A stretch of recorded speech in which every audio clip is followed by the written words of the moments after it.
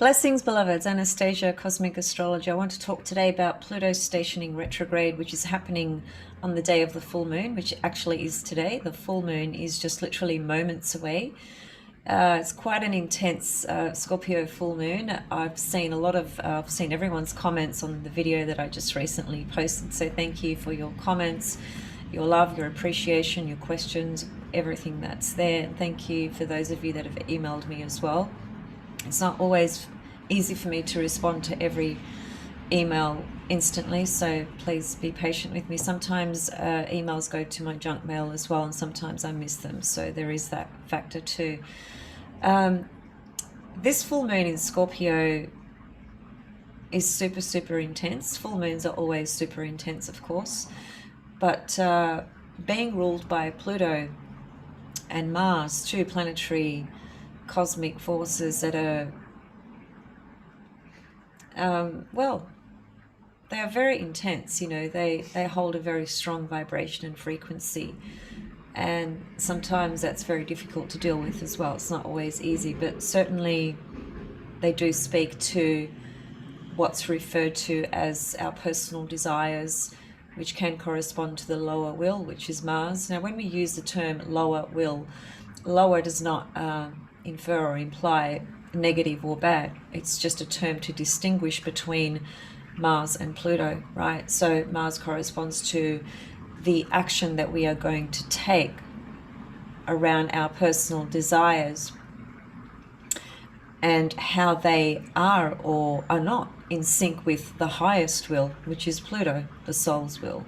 That's just to make a distinction between higher will and lower will. But the lower will, I just want people to understand, does not mean anything negative or not important, right?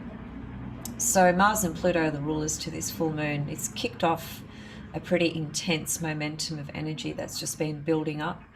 I myself have been feeling it as well. It's it's Greek Easter this weekend, actually, and I am Greek. Some of you know, some of you don't.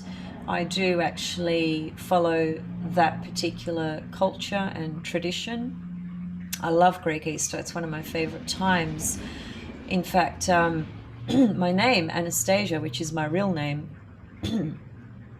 corresponds to Easter, because it literally means the resurrection, right? So it's a very important time, I suppose, for whoever follows that type of faith and tradition. And even if you don't, it's a really powerful time energetically and spiritually to tune into processes that can actually clear things out of your life, because it's a time of rebirth, So how appropriate is it that we have a full moon in Scorpio just days before Greek Easter, which is about rebirth? And what is a full moon in Scorpio about ultimately? It's about shedding old skin, old material, rebirthing, transforming, purging, and so forth. So I felt very compelled to do this video today, and there's a lot to unpack, so I'm just going to get straight into it. One of the things that I'd like to remind us all of is, when it comes to the process of retrograde, it appears from our perspective here on Earth, the way we understand retrograde is that a planet's moving backwards. But in truth, astronomically and in what's happening in the world of astronomy, a planet never moves backwards. It's just what we perceive relative to our perspective here on Earth. So essentially, when a planet is moving retrograde, when it goes through that cycle, and every planet moves retrograde, of course, except the sun and the moon, what is actually happening is that the planet that is going through its retrograde cycle it's basically doing these what would be described as loops in its orbital sort of cycle, right? And what that actually does from an astronomical perspective relative to the Earth is that it brings the planet closer to the Earth, right? So the energy, the frequency of a planet going into retrograde motion means that we have a stronger connection with it, because it is at the time when it goes retrograde, it's closest to us, you see. So symbolically, psychologically, spiritually, we have this opening, if you like, where we can access the vibration of that particular planet that is going retrograde, and we are able to work with that energy and integrate it in ways that are very subtle, especially when it comes to Pluto. Subtle does not mean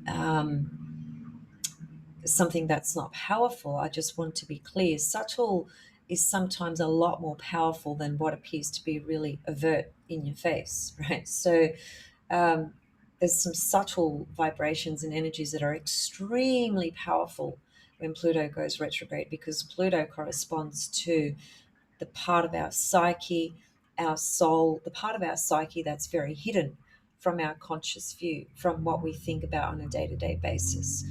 So planets going retrograde are closer to the Earth, therefore we have the opportunity to connect with that frequency in ways that we normally don't when they're actually moving in their direct motion. That's one thing.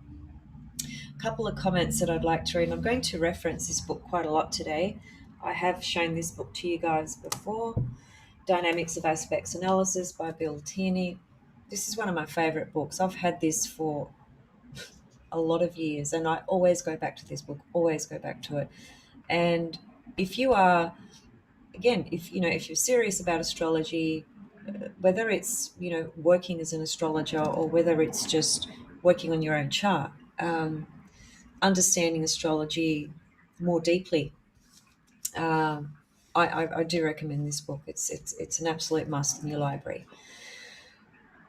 So a couple of comments here that in reference to the retrograde cycle. Okay, so here's an interesting thing.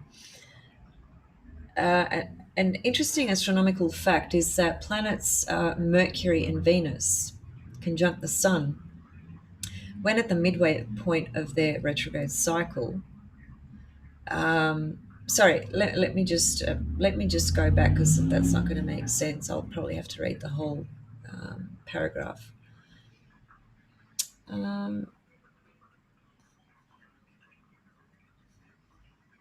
Yeah.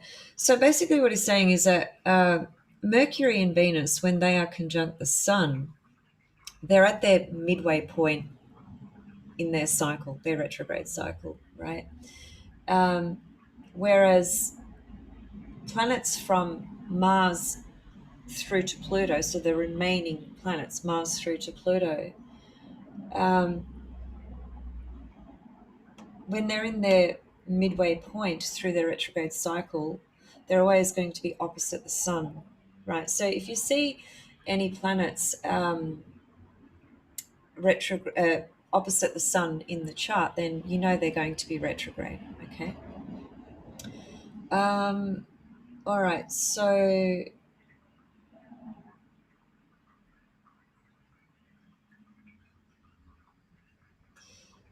Ripperti, who's an author he's referring to, interprets a retrograde planet as one allowing the individual to view the function of the planet more closely, since it is actually moving closer to the Earth, perhaps enabling us to develop new perspectives concerning that planet. So that's just reiterating the point that I was just making about the power of planets when they are actually retrograde, because they are closer to the Earth in terms of our own ability to tune more into that frequency, right? And then he references Dane Rudyard. Now, Dane Rudyard is, one of the greats in the astrological world, without question. He's written many books. I've got most of them. He's a French author he was born in the 1800s, 1895. He was an Aries, actually. His writing is not easy, in my opinion anyway. It's not so easy to read. It is a bit, how could I describe it? Perhaps it's a language thing as well, because he was French, so when our first language is a different language to English, the translation can make it a little bit more difficult for certain things to be understood in the way perhaps that they are intended and so forth. In other words, I'm just simply saying that some of his material, it's quite heavy. It's very intellectual. There's a lot of wisdom there, and he definitely understands astrology in really quite profound ways. But when you're reading one of his books, generally speaking, most of his books, you kind of have to take a break. You'll read a page, and then you literally will have to put the book down and just try and kind of process and digest and connect everything. It's not really easy material, okay, in my opinion. Dane Rudger feels that the important factor of a retrograde planet is that it is moving away from the direction of the sun and moon, suggesting that it represents energies that go against the natural flow of life, energies in order to help us go back and find better solutions to problems that naturally arise during the direct period. The fact that retrograde planets appear larger and brighter to us at this time more than any other may symbolically suggest greater enlightenment, perhaps due to our more direct attunement with our unconscious at this time. Just as they are astronomically highlighted at this time, retrograde planets could highlight those psychological factors of our nature that need our closer examination if they are to help us find more advantageous ways of unfolding our being. So again, he's just saying the same thing that I've said in the last 5 or 10 minutes, but he's framing it in his own way. And essentially, he's just highlighting the fact that when planets are retrograde, because they are closer to the Earth, that's when we see them at their biggest and brightest. There's something about that where our psyche is more receptive, you could say, right, to that energy of that planet. And we can access, if you like, aspects of that part of our psyche that connects to that archetype, that planet, that energy that is otherwise more difficult to access and to connect with. Now, this doesn't necessarily mean it's a breeze, but at the same time, when we have awareness of, say, Pluto going retrograde, and we understand the nature of Pluto and what Pluto represents in our life, we understand where transiting Pluto is at the moment relative to our birth chart. So here's another thing. Pluto going retrograde now, which it only happens once a year. So Pluto is retrograde for half of the year and direct for the other half of the year. Okay, so in other words, half of the population is born with Pluto direct and the other half is born with Pluto retrograde. And Jeffrey Wolf Green basically says that that implies that half of the population, we could say, when it comes to Pluto retrograde, are more inclined to work outside of the status quo relative to their own evolutionary path. And the ones that are born with Pluto direct are more inclined to work with the status quo in whatever context that is relative to their life's evolution. Now, there probably are some exceptions here. I'm not saying that's a black and white rule. I'm just saying that's what Jeffrey Wolf Green suggests. I have seen evidence in that over the years in the different charts I've looked at. Pluto's retrograde in my own chart, for instance, I can certainly resonate to that because in my life, I've always operated outside of the status quo. And that hasn't been an easy path to take because that has meant, people not understanding me or me feeling that I'm not understood or not fitting into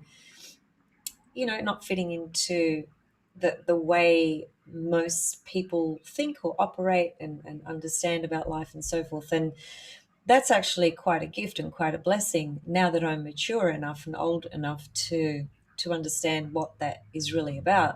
But I think when you're growing up and you're very young and you feel different to what this reality is showing you should be, that can be quite a difficult journey and quite a lonely journey to go through because you don't fit into the status quo, which means you are the minority. It's pretty simple psychology. So Pluto going retrograde now, it will be retrograde for the next 6 months, and Pluto corresponds to the soul in evolutionary astrology. Pluto corresponds to many things. It's a symbol of power. It's a symbol of transformation, regeneration, rebirth, destruction, many things. It basically, when it goes retrograde, it's literally saying to us, okay, let's now turn back within and check out what we've been, how we've been operating in our life for the last 6 months externally relative to our sense of will and drive, and how we've been trying to direct and drive through our life, right? And so when Pluto is direct, there's this momentum of the energy being, directed outside of ourselves, and there's this desire and push to move forward with things, right? And through that journey of trying to create and continuously move forward, we can very easily overlook, ignore, or deny a lot of things that are just too difficult to go to, right? So with Pluto direct, we somehow bypass them, right? And so when Pluto goes retrograde, it brings us back to those things that we denied, ignored, didn't address, didn't look at, because it was just too difficult. And sometimes this is such a subtle process, but subtle can be agonizing. It can be very difficult, very challenging. It's Pluto's energy is never easy. It really isn't. But it is the planet that's going to change your life. If any planet will, it'll be that one. And not that other planets don't have that effect. Of course they do, in their own way, in their own right. But when it comes to Pluto, there's just an undeniable level of power there that is experienced and or integrated, that can be a sense of self-empowerment, and it also can be a sense of disempowerment. And that's the nature of Pluto. In order to feel a sense of self-empowerment, we have to recognize where we are disempowered, why we are disempowered, what actually are the elements in our psyche, in our mind, that we fear the most in changing about ourselves. And when I say change, really what I'm talking about is growth and development. I'm not suggesting that we need to change who we are. In fact, there's an element to us that, which is our essence, our core, that doesn't actually change really. But what happens is the external part of us evolves and changes, that grows and develops, right? So here's some comments about transiting Pluto going stationary retrograde. And I'm going to read straight out of this book because it's just worth listening to. Sorry, just one more thing before I read that is really, really important to address. And for this, I'm going to share my... That rose there is part of some roses I received for my birthday. Just as a side note, I mean, they're the most beautiful roses. They've just been blooming and blooming for days on end. It's just they're just unbelievable. So I just wanted to put that there today, to have a little bit of Venus present as well, because when we're talking about Pluto, Scorpio, Mars, it's a really intense energy. And so just to soften things up, I wore pink and put the rose there. All right. So let's share my screen. Okay, so this is the chart for today, which is, as you can see, it's literally about half a degree away from being a full moon. That is the sun opposite the moon. So there's the full moon in Scorpio approaching, and it's full now because this chart was 12:43 and it's almost 2 p.m. here at the moment. So anyway, it's a full moon, okay, as I'm doing this Pluto retrograde video, which is pretty interesting. Okay, so here's what I want to address. Now, we can see that, let me just, oh, I didn't share my screen, did I? Because I can't see what's happening here. Oh, hang on, guys. I think I didn't share my screen. All right. Let me just figure out what's happening here. I've lost some. Oh, no, I have shared my screen. Sorry, I had moved one of the main bars, which was allowing me to see what the hell was going on. Okay, all right. So I am sharing my screen. All right, great. Let me just get some drawing tools. Things looked a bit weird there because I lost sight of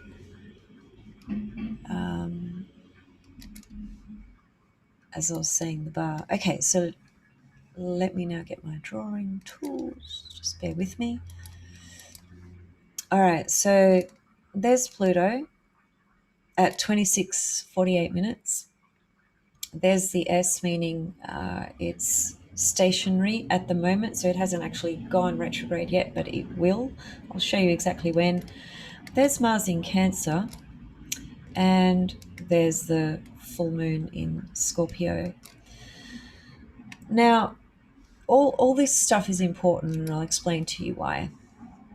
So I'm going to put the real clock time and animate the chart. So here's Pluto as of the 27th of April, which is the 26th for you guys, right?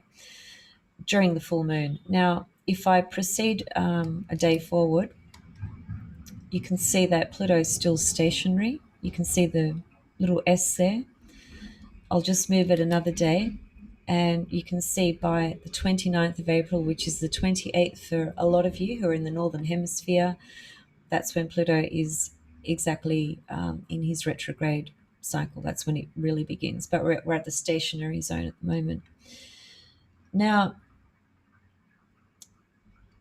an important thing to note about Pluto going retrograde is that the planet Mars, which is very important, especially in evolutionary astrology, the relationship between Mars and Pluto is a really prominent area of astrology to focus on, because it's very similar to esoteric astrology from the level of Pluto represents the soul and Mars represents the vehicle of our actions and desires and how we're going to live our life, what we are going to act on, what we are going to do, how we are going to do it, and how Mars is actually hearing the voice of Pluto, connecting to Pluto.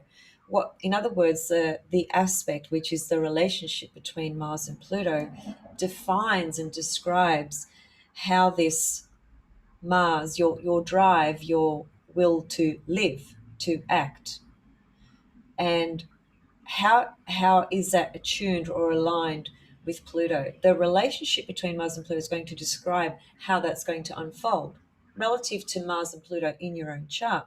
But then, of course, throughout the course of your life, the movement of Mars through your chart, transiting Mars and, of course, transiting Pluto, and then, of course, other planets, either through transits or progressions or primary directions that hit off your natal Mars and Pluto, are also going to add a layer of how your evolution, your evolutionary path is unfolding relative to the highest will, the lower will, or we could say soul and personality.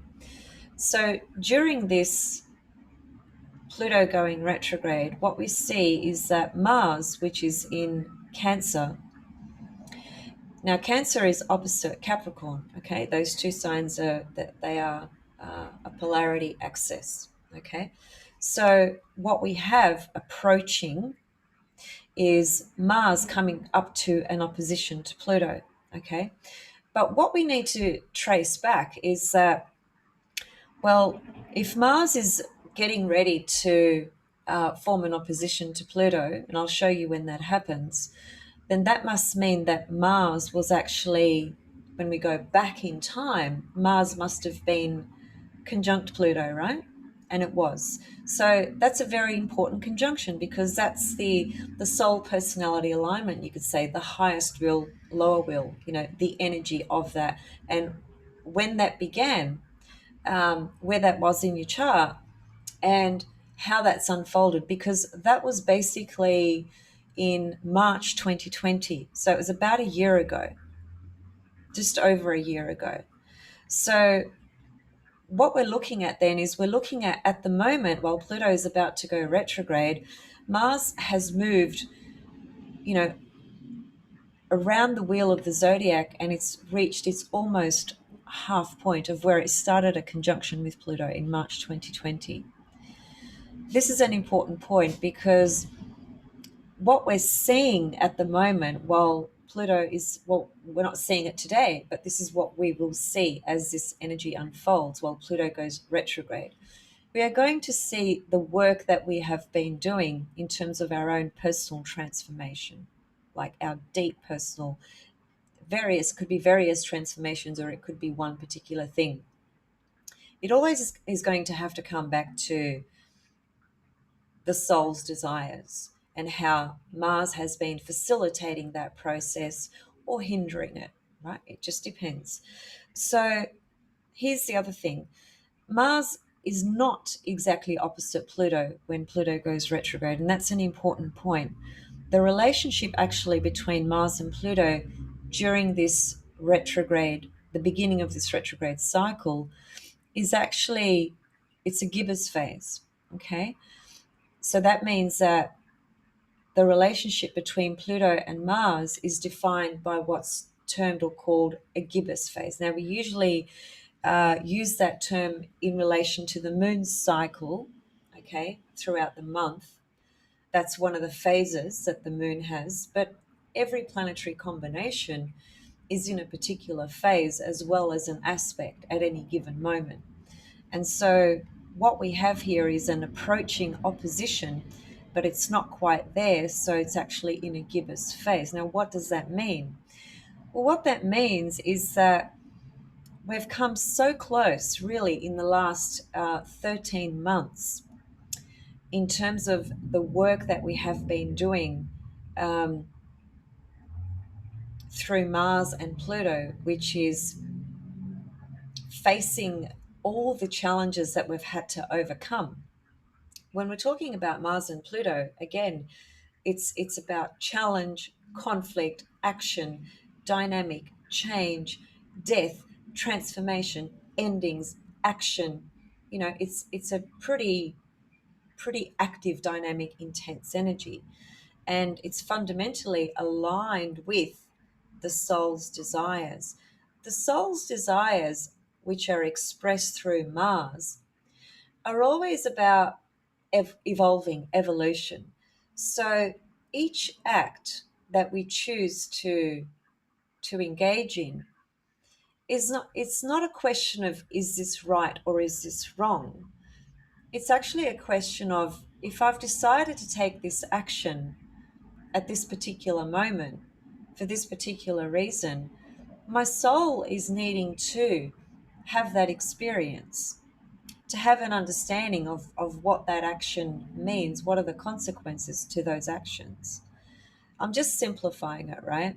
But it is important to understand this, because with Mars about to reach its opposition to Pluto, which happens in June, I'll show you some dates in a moment, it's not quite there yet, right? So it's in a gibbous phase. Now, the gibbous phase, for those of you that don't know, to put it very simply, it's very similar to the archetype of Virgo, okay? Because the gibbous phase has within it what's called the aspect inconjunct or quincunx, which is around about 150 degrees. So in other words, the distance between Pluto and Mars, the distance between those two at this point here, as you see them in the chart, is around about 150 degrees. It's a little bit more than that, right? But it fits within that bracket of the inconjunct aspect, which belongs to the gibbous phase, which corresponds to the Virgo archetype, which means what? It means that we have reached a point in this cycle that began 13 months ago where we may feel like we really want to just keep pushing on, right? And we feel like we've done a lot of hard work. You know, we've worked really hard. It could just be at one particular thing, and that could be an external thing, that could be an inner thing. Most likely it's going to correspond to the external structure of your reality and life, because Pluto has been moving direct, and that always takes us forward and outside relative to what we are activating, what we are engaging in, what we are deciding, what we are desiring to work through, consciously and unconsciously. So with Mars reaching the inconjunct gibbous phase point, while Pluto has just gone retrograde, it's saying that you can't quite see just yet exactly the fruits to your labors, because at the inconjunct or the gibbous phase, we're actually being asked to adjust some things a little bit further. We're not quite ready to get the full sort of illumination and picture of, as I said, our the fruits to our labors, right? So we have to actually pay some attention here and actually recognize and see what we can sense, see, and understand what comes up through the retrograde period of Pluto. Pluto going retrograde for the next 6 months. There's going to be a lot of different things that come into your psychic understanding or sphere or intellect, right? The ability to see certain things that you couldn't before because the focus was out there. And when Pluto goes retrograde, we can't help but go within, whether we like it or not. It's just naturally what happens, because our attention is drawn so much closer to things that have been obscured, or, as I said, denied or suppressed, or you haven't been aware of. And so the relationship between Mars and Pluto here is saying that not quite ready to take that big jump just yet.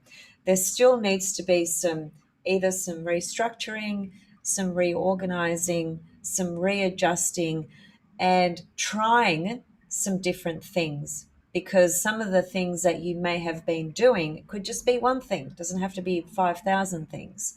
One thing that you have been doing in your own path, in your own life, it hasn't quite worked in the way that you anticipated it would. So there needs to be some tweaking. It's a bit of a tweaking time, right? So this can be a powerful time to actually implement, to find new methods or new approaches towards what you have been working with the last 6 months. And that's indeed what we have to do when Mars and Pluto are in a gibbous phase relationship. So that's a very, very important thing to consider. Now, let me just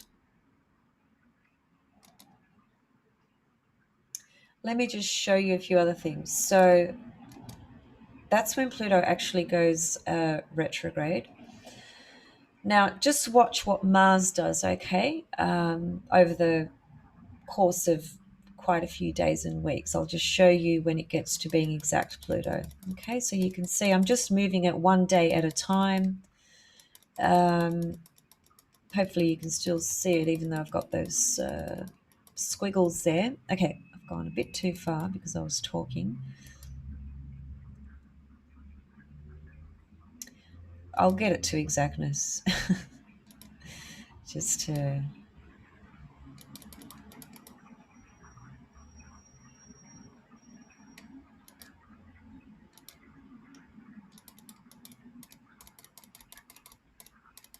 This is one of the best tools of Solarfire, this animation feature.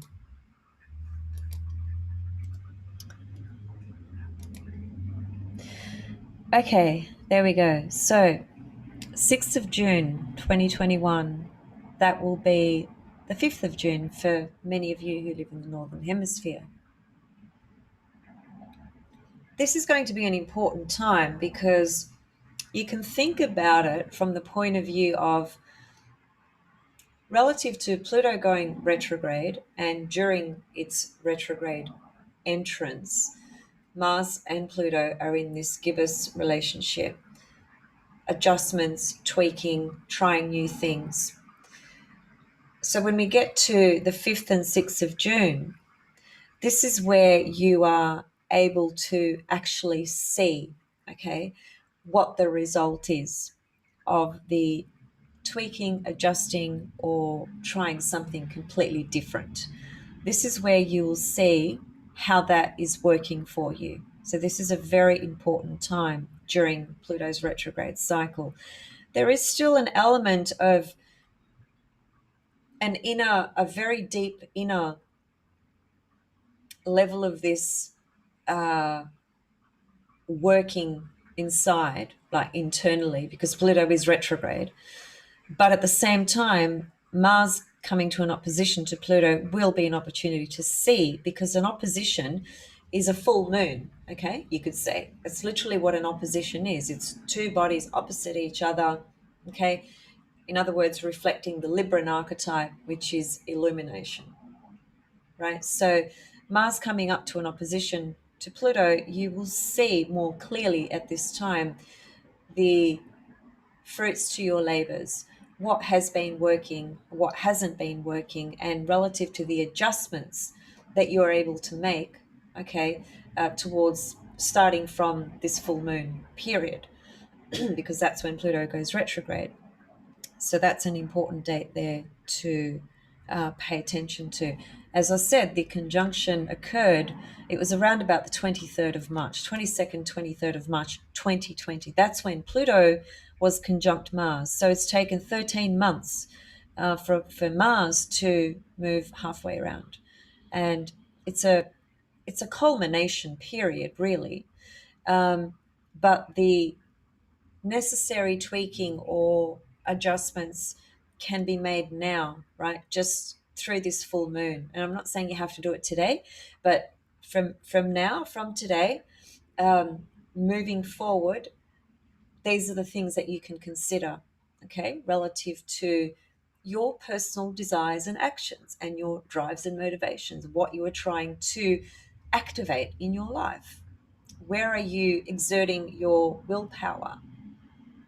Towards what? What are you trying to do with that? How aligned is it with the soul's desires?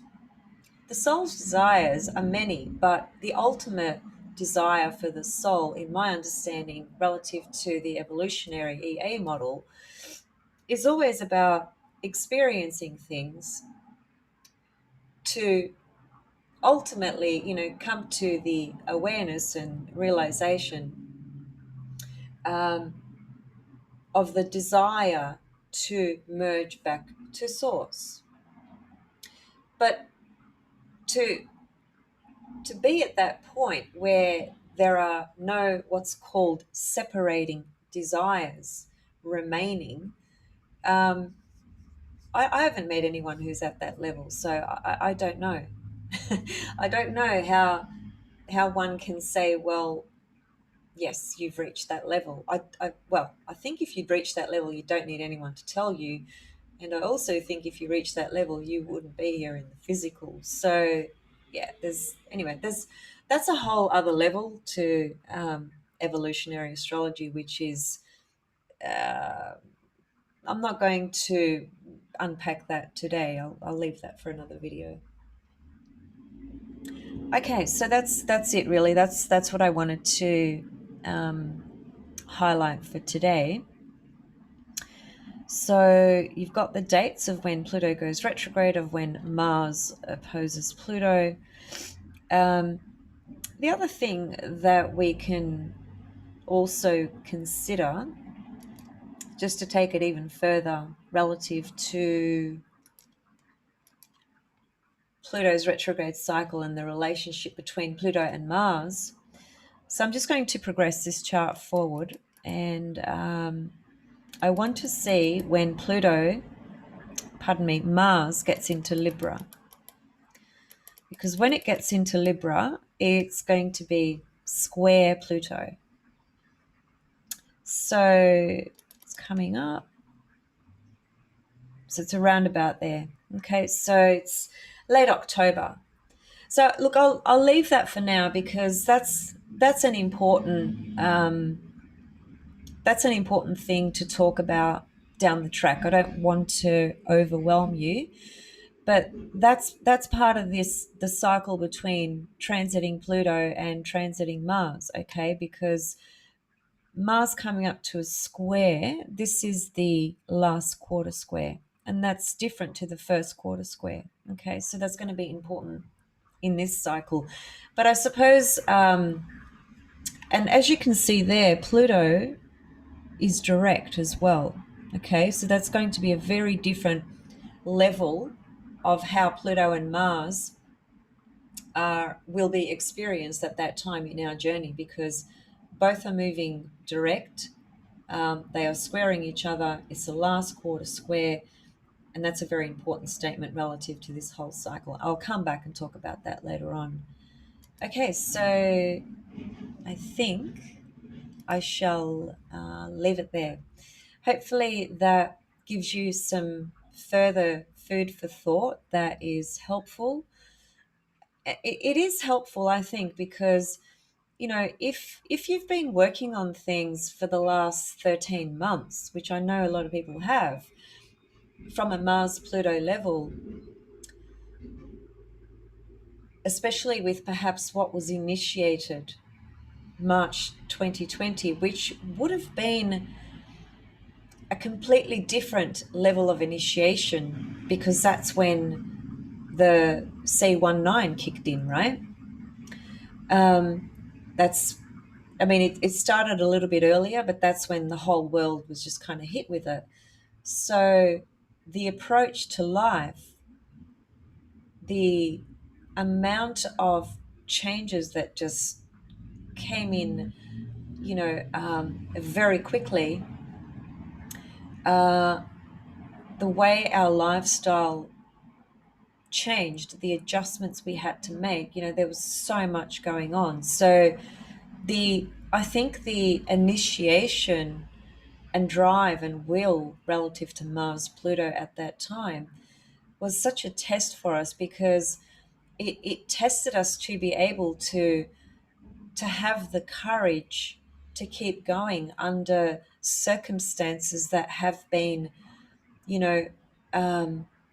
more difficult for some people than it has to others. It just depends on your life circumstances and story, right? But everyone experienced the backlash of what happened, some more intensely than others. And so the initiation that Mars Pluto conjunction represented at that time, I believe, was so much around our testing our true courage, under circumstances that looked incredibly dark, at that time.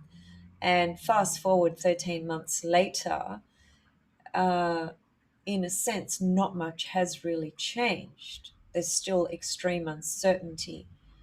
I heard Deepak Chopra say something today.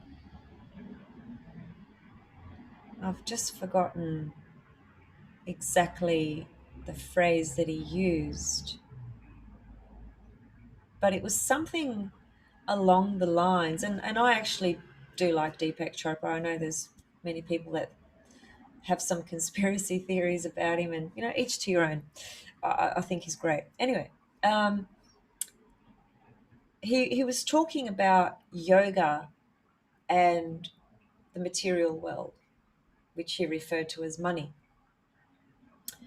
And long story short, he was making a point that in the world of uncertainty, which is really the space we are largely still in relative to the nature of reality at the moment, The component of faith that we bring through is going to be the most important sort of ingredient that is going to support and encourage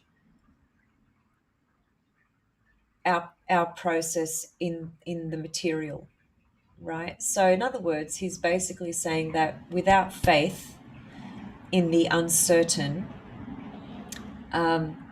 if you can't have faith in the uncertain, life is going to be a lot more challenging. And we can even take that to what Jeffrey Wolf Green talks about when he talks about the planet Uranus. He's written a whole book on it called Freedom of the Known. And what does that mean, freedom of the known? He's basically saying that to step into the unknown, which is to be uncertain, ultimately frees you and liberates you. You can't do that if you've got no faith. And I'm not referring to faith in this context from the point of view of, I mean, it can be for some people. I'm not saying it shouldn't be, but I'm not specifically referring to a religious belief system. That can absolutely is what some people define as their faith, and I respect that, you know. But faith to me is something that no external source can feed back to us. It is something that we have to align with and feel inside ourselves. It has to be an inner knowing, an inner standing that is not defined or characterized by what you've read here, what this person told you, what you did at this synagogue or at this church, or what this branch of religion says, or what this branch of whatever says. Having an intellectual understanding of philosophy, religion, astrology, whatever is, yeah, it's great. It's impressive. You know, it's I mean, really intelligent, smart, articulate and intelligent people. They're amazing. They're like genius, really. But is that what ultimately provides that connection to faith?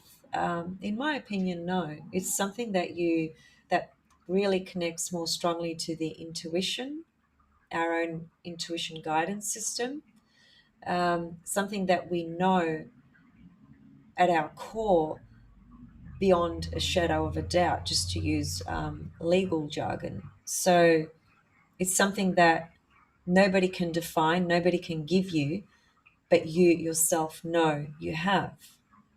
And I guess this is all important because we are still in incredibly uncertain times, and we simply must find that strong sense of faith within ourselves.